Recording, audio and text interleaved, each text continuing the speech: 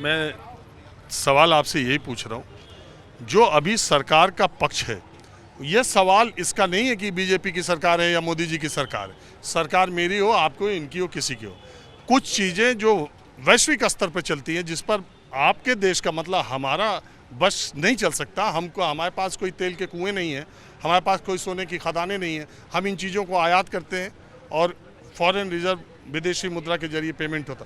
तो हम ये कह रहे हैं, कोई भी देश में सरकार हो, अगर ऐसे हालात होंगे तो उसे अपने लोगों को ये बताना तो पड़ेगा। आप चलो चुनाव में नहीं बताया 40 दिन, कोई बात नहीं, चुनाव खत्म होने के बाद तो आपको बताना पड़ेगा। चुनावी रैली में कभी नहीं प्रधानमंत्री ने या सरकार के किसी नेता ने नहीं कहा कि देखो भाई वोट हो रहा है, सब कुछ ठीक है, लेकिन ये चुनावी रैलियों में तेल हेलीकॉप्टर जरा कम करो, खर्चा कम करो, क्योंकि आने वाले दिन आर्थिक संकट के हैं। इस समय भी चल रहा है। चलो आपने पेट्रोल डीजल नहीं बढ़ाया, तेल नहीं बढ़ाया, लेकिन आप अपनी रैलियों में लोगों को ये सचेत तो करते चलते थे कि जो बात आपने चुनाव खत्म होने के बाद जो आपने बात कही, एक जीतते कैसे? सचेत करते तो जीतते कैसे सर? अरे यार, सचेत करने का मतलब तो बीजेपी वालों का तो काम ही यही है सर, पब्लिक को गुमराह करना। उन्होंने तो हमेशा गुमराह किया है। इलेक्शन से पहले, अगर इलेक्शन से पहले ये बोल देते कि हाँ भैया आर्थिक स्थिति हमारी तंगी हो सकती है, तो आज बीजेपी में, बंगाल में शायद बीजेपी सरकार नहीं बनती। एक मिनट रुक जाओ। बहुत अच्छी सरकार, एक मिनट सुनो, सरकार बनना और जीतना और हारना, ये चुनाव का एक चुनाव है, एक जीतता एक हारा। जो आप कह रहे हो कि गफलत में बना के भरमा के, अरे यार जनता इतनी भरमा के एक चुनाव जीत सकती, 2 चुनाव जीत सकती, एक प्रदेश जीत सकता। 18 का कहना है वर्क फ्रॉम होम करो, तो हम भी उन्हें कहना चाहेंगे कि आप भी इलेक्शन वर्क फ्रॉम होम से ही लड़ो। आप रैलियों में मत लड़ो। आप जो उनसे इलेक्शंस में इतना खर्चा करते हो, गाड़ियों पर, अपने काफिलों पर और हेलीकॉप्टरों पर, और दिखाते हो कि एम्बुलेंस जा रही है हमारे साइडों से और ऐसी नौटंकियां करते हैं, तो हम उन्हें कहना चाहेंगे कि आप भी वर्क फ्रॉम होम करें। और रही बात ज्वेलरी और जेवर कम पहनने की, तो सभी बीजेपी के जितने भी समर्थक हैं वो सारा अपना सोना बेच दे और दान दे दे, और बीजेपी के जितना कोष जमा हुआ है 2014 से लेके अब तक जितना पैसा पार्टी ने अपने फंड में रखा है वो दान कर दे,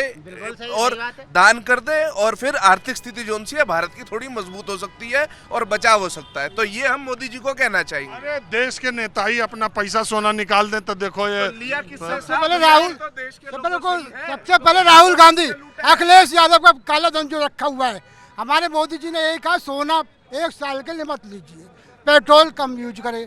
सोना क्या होता है? आप क्या करते हैं? मैं सोने चांदी का काम करता हूँ। सोना अगर नहीं खरीदें 1 साल तक, हम कोई दिक्कत नहीं आएगी। ये राहुल गांधी, अखिलेश यादव दे दें अपना सोना, पूरा हो जाएगा। पूरा सरकार, मोदी सरकार मजबूत हो जाएगी। दे दे सोना चांदी। 12 साल से उन्हीं की सरकार है ना, किसकी है? 60 साल से राहुल गांधी रहा है। अरे 60 साल का कब तक बाजा बजाओगे? 12 साल से इनकी भी तो है। अरे किसके पास सोना पड़ा है जिसके ऊपर भ्रष्टाचार के आरोप लगाए?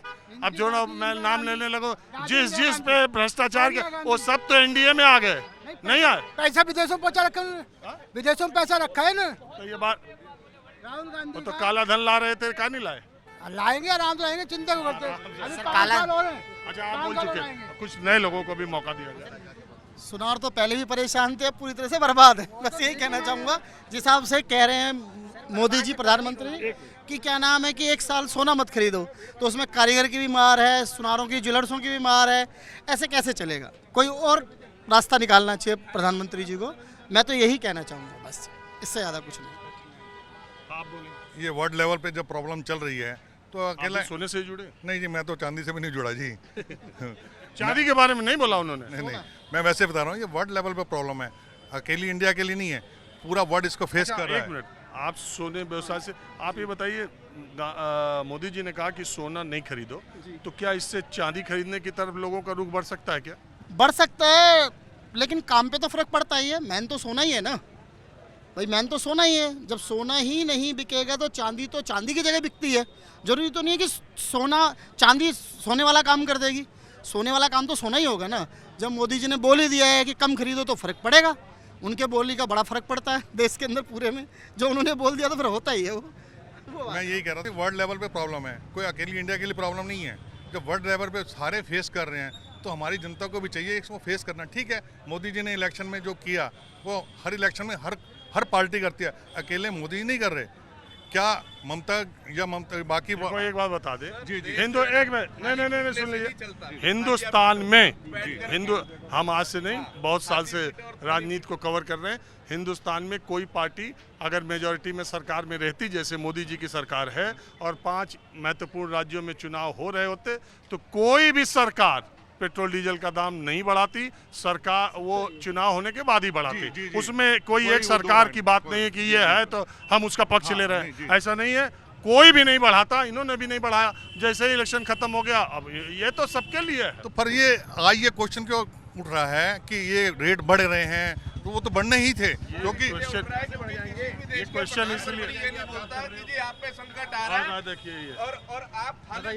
वो बताएगा वो बोल देगा अरे सेठ जी तो आप लग रहे हो। नहीं, ये कह रहे हैं कि मोदी जी ने वो करवा दिया। क्या मोदी जी ने कर दिया? कुछ भी नहीं किया मोदी जी ने। आप कह रहे हो इलेक्शन के दौरान आज ईवीएम से खत्म कर दो ना, ईवीएम खत्म कर दो। क्यों नहीं करते ईवीएम? अरे वो टीवी का जीता विजय, तमिलनाडु में ईवीएम नहीं सही। ईवीएम हटनी चाहिए, बिल्कुल हटनी चाहिए ईवीएम तो। अरे ईवीएम पे कहाँ गए, सोना पे रहो। अगर वो विश्व गुरु है तो कोई बात नहीं, बैलेट पेपर से करवा लेना इलेक्शन, फिर देखते कितनी अरे सोना पे आओ यार, अब इलेक्शन हो जाएगा, अपने आप कम हो जाएगा। खुद घूमने के लिए उसको है कि मैं इधर जाऊं उधर जाऊं। 2 दिन पढ़ते नहीं, संसद चलती नहीं, उठ के भाग जाता है कि वहाँ विदेश जा रहा है। जी किस लिए जा रहे हैं विदेश? अरे भारत का राष्ट्र प्रमुख पहले पैसा कितने प्रधानमंत्री बने, कोई नहीं गए इतने जितना ये सैर सपाटे में लगा हुआ है। वर्ल्ड लेवल पे जो इज्जत है वो कहीं है। आप क्या बात कर, जहाँ से भी कोई भी वीजा नहीं मिल रहा, आप कहीं भी जाओ, कोई भी बाहर से इंटरव्यू आता है तो ये बोलते हैं कि आज हमारी वर्ल्ड में इंडियन की इज्जत है। पहले ये पोजीशन नहीं थी कि इंडियन को इस रेपुटेशन से देखा जाता था, जो आज पोजीशन नहीं। हमारे जानने वाले, हमारे मिलने वाले, हम फोन पे रोज सुनते हैं, बात करते हैं। ये कैसी बात है? हम रोज फोन पे सुनते हैं, बात करते हैं, ये कोई नई बात नहीं है। हर जगह पे सोना नहीं पीटो, थाली पीटो, ये करो। अब क्या ये क्या है? सरकार सब जगह झूठ बोल रही है। इकोनॉमिक कंडीशन लोगों की खराब है और लोगों की जो सेविंग्स थी वो खत्म हो गई है। सोना क्या खरीदेगा आदमी? कंडीशंस बहुत ज़्यादा खराब है। सरकार पब्लिक को गुमराह करने के लिए झूठ बोल रही है, हर कदम पे झूठ। हर बार नौकरी भाई साहब, मैं एक स्वर्ण व्यवसायी हूँ। देखिए, इससे क्या है, मोदी जी का जो कहना है काफ़ी हद तक सही है। ये कहीं पर निगाहें, कहीं पर निशाना है। और मैं ये कहना चाहूँगा, इससे छोटे 2 टायर सिटी हैं, जो लोग कम पढ़े लिखे, उनसे इस बात का कोई फ़र्क नहीं पड़ेगा। लेकिन जो अचानक इधर 1-2 सालों में भाव बढ़ा है, बड़े बड़े निवेशकों ने इसमें इन्वेस्ट करना शुरू कर दिया है, अपने मुनाफे को गोल्ड में कन्वर्ट शुरू कर दिया है, इसकी वजह से मोदी जी को हर हाल में ला के आखिरी में बोलना पड़ा। तमाम ये उस रिस्ट्रिक्शन मोदी जी लगा सकते थे, पर उन्होंने एक विनती किया पब्लिक से, न कि कोई प्रेशराइज किया है। आप खरीदो, कौन वो मना करने जा रहा है? आपके घर में आके ताला मारने जा रहे हैं। फिर भी कुछ हद तक अगर हम कुछ कर सकते हैं सहयोग, तो हम करेंगे उनका सहयोग। चलिए, आप सब लोगों ने अपना अपना राय रखी, बात रखी, इसका बहुत शुक्रिया। माहौल क्या है, मैं बस आज इतना ही। अगले एपिसोड में फिर किसी और मुद्दे पर जनता की राय लेकर मैं हाजिर हूँगा। कैमरामैन सुनील के साथ राजीव, इंडियन न्यूज़ 24 चांदनी चौक, दिल्ली।